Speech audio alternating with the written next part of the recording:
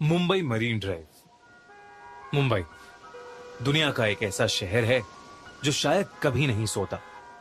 रात में यहां अक्सर लोगों की रौनक लगी रहती है, स्पेशली मुंबई के मरीन ड्राइव पर, जो कि मुंबई की जान है। रात के अंधेरे में कई लोग यहां आते हैं और कभी ना अंत होने वाले समुद्र के व्यू को एंजॉय करते हैं। लेकिन एक रात मरीन ड्राइव पर कुछ ऐसा हुआ कि वो रात रोहन की जिंदगी की सबसे खौफनाक रात बन गई। रोहन का ऑफिस मरीन ड्राइव के पास था और रोहन लगभग हर शाम ऑफिस के बाद कुछ देर मरीन ड्राइव पर सैर करने जाता था। कुछ दिनों से उसके ऑफिस में काम का लोड बहुत ज्यादा बढ़ गया था, जिसकी वजह से उसे ऑफिस से निकलते हुए देर रात हो जाती थी। लेकिन फिर भी वो मरीन ड्राइव जरूर जाता था। उसके लिए ये एक ऐसी जगह थी जहां वो अपने दिमाग को शांत कर सकता था। एक रात उसे ऑफिस से निकलते हुए 2 बज गए। वो रोज की तरह उस रात भी मरीन ड्राइव पर गया, लेकिन उस रात हवा में एक अजीब सी ठंडक थी। मरीन ड्राइव पर ठंडी रात में अक्सर कई लोग वहां बैठा करते थे, लेकिन उस रात रोहन वहां बिल्कुल अकेला था। दूर दूर तक उसे कोई नजर नहीं आ रहा था, लेकिन वो ये सब इग्नोर करके कान में ईयरफोन्स लगाए वहां वॉक करने लगा। वो गाना एंजॉय करते हुए वॉक कर ही रहा था कि अचानक उसकी ईयरफोन्स में आवाज आनी बंद हो गई। उसका फोन अचानक से स्विच ऑफ हो गया था। ये बात रोहन को बहुत अजीब लगी, क्योंकि उसके फोन में तो करीबन 80% चार्जिंग थी। वो फोन ऑन करने की कोशिश कर रहा था जब अचानक से उसे किसी के रोने की आवाज आई। वो कुछ आगे चला तो वहां एक लड़की बैठकर रो रही थी। ये देखकर न जाने रोहन को क्या हुआ कि वो उसके पास चला गया और उससे उसके रोने का कारण पूछने लगा। उस लड़की ने बताया कि उसका नाम अंजलि है और जिस लड़के से वो प्यार करती थी और साथ रहती थी, उस लड़के ने उसे धोखा दे दिया। उस लड़की की बातें सुनते हुए रोहन वहीं पर बैठ गया।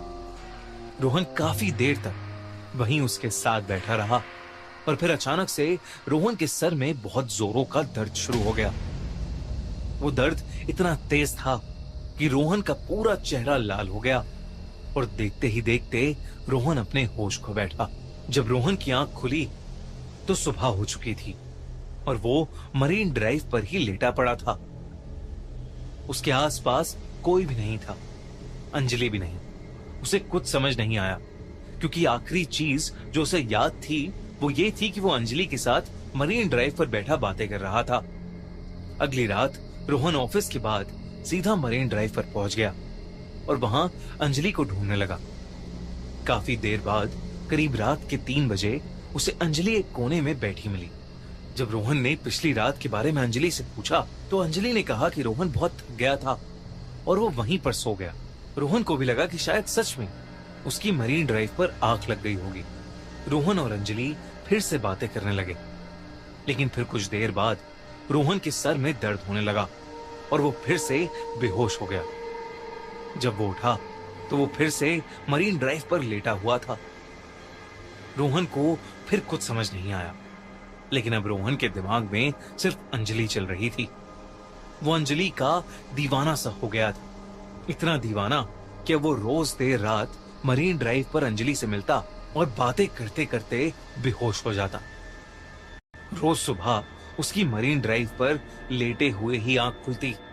धीरे धीरे रोहन बहुत कमजोर होने लगा था। उसकी तबीयत बहुत ढीली रहने लगी थी। एक रात ऑफिस में रोहन के एक दोस्त ने उसकी हालत देख के पूछा कि क्या वो ठीक है। तब रोहन ने उसे अंजलि के बारे में बताया, लेकिन उसके दोस्त ने बताया कि वो भी पिछली रात मरीन ड्राइव पर ही था और उसने रोहन को मरीन ड्राइव पर अपने आप से बातें करते हुए देखा था। उसके आसपास कोई लड़की नहीं थी। रोहन अपने दोस्त की इस बात को सुनकर थोड़ा चौंक गया।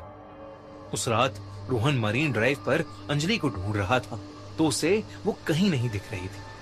वो बुरी तरह परेशान होने लगा था। रोहन के हाथ पैर कांपने लगे और पूरा शरीर पसीने से लथपथ हो गया था। अंजलि से मिलना मानो उसके लिए नशा सा बन गया था।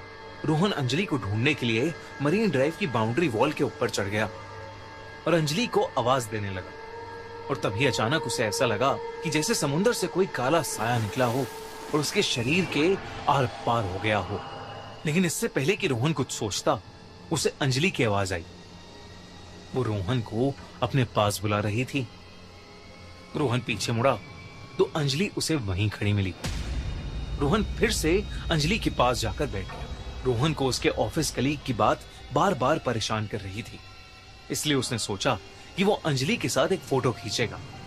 उसने अपना फोन निकाला और अंजलि के साथ फोटो खींचने लगा। और जैसे ही उसने फोटो क्लिक का बटन प्रेस किया, तभी अंजलि ने गुस्से में आकर उसके फोन पर अपना हाथ मारा और रोहन का फोन दूर जाकर गिरा। रोहन को यह बात बहुत अजीब लगी, पर अंजलि ने उससे कहा कि उसे फोटो खिंचवाना बिल्कुल भी पसंद नहीं है। रोहन ने जब अपने फोन को उठाया तो उसने देखा कि उसके फोन में एक ब्लर्ड फोटो थी, पर उस फोटो में अंजलि के हाथ कुछ अजीब से काले दिख रहे थे। रोहन को कुछ समझ नहीं आया। तभी अंजलि ने फिर से उसे आवाज लगाई और रोहन अब थोड़ा सहम गया।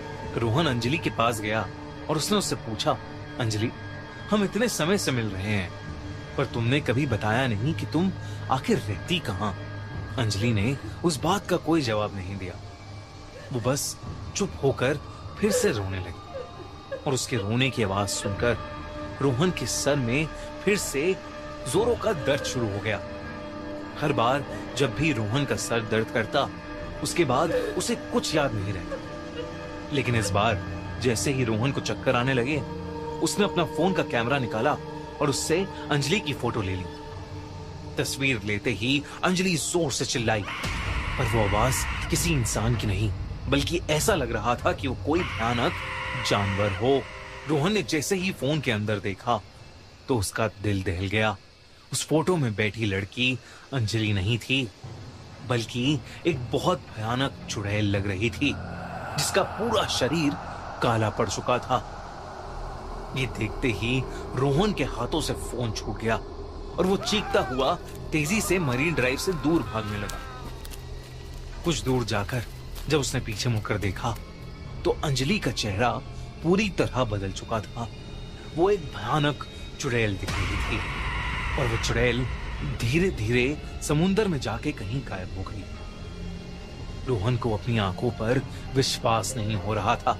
जब उसने आसपास के सामान बेचने वालों से पूछा तो एक बूढ़े आदमी ने उसे बताया कि कई साल पहले एक लड़की रोज रात में आकर मरीन ड्राइव पर रोती थी। लोग कहते थे कि उसके लवर ने उसे धोखा दे दिया और उसे छोड़कर चला गया, और इसी दुख में उसने एक रात मरीन ड्राइव पर पानी में कूदकर अपनी जान दे दी।